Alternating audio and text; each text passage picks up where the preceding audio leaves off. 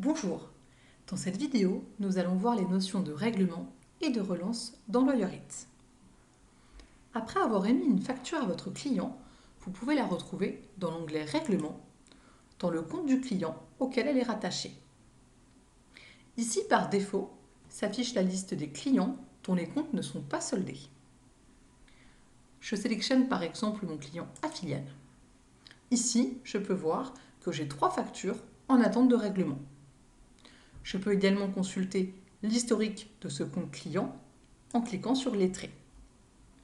Cela m'affiche donc toutes les factures que je lui ai émises, mais aussi les règlements que j'ai perçus. Je peux également voir que sous le code de lettrage AAA, j'ai la facture numéro 25 qui a été rapprochée du chèque de 2 870,40 €. Ce matin, j'ai reçu un chèque de la part de ce client. Mon chèque va régler ces 2 factures. Je vais donc saisir ce règlement.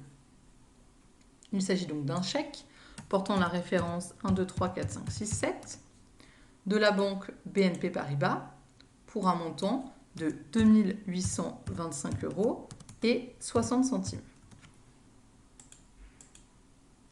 Je vais donc lettrer. Ainsi, j'ai épuré une partie du compte et je vois bien que le solde a diminué. J'ai également reçu ce matin un virement de mon client La Régie des Poissons qui paie en partie une ancienne facture. En effet, cette facture va être rapprochée d'un virement de 1 000 €.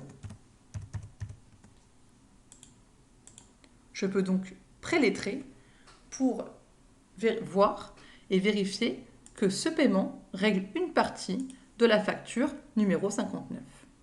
Je peux également tout afficher l'historique de mon client et lui envoyer un extrait de compte en cliquant sur Aperçu.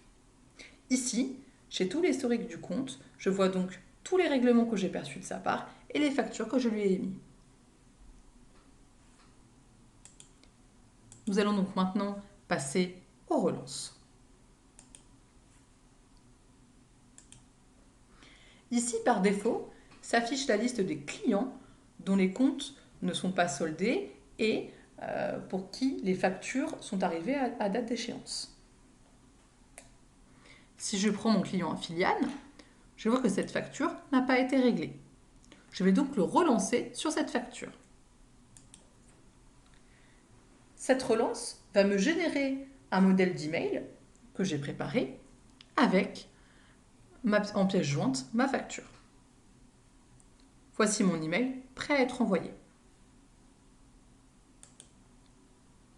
Je peux également, ici, relancer une sélection entière.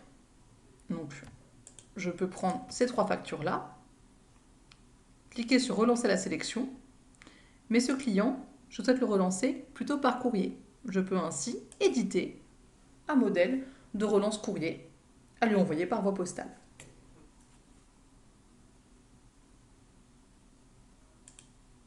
Voici mon modèle qui reprend bien mes différentes factures avec le solde.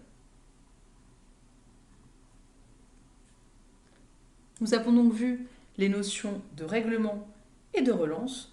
Nous pourrons approfondir ces sujets avec la remise en banque et également la gestion de trésorerie dans de prochaines vidéos. À très vite, au revoir.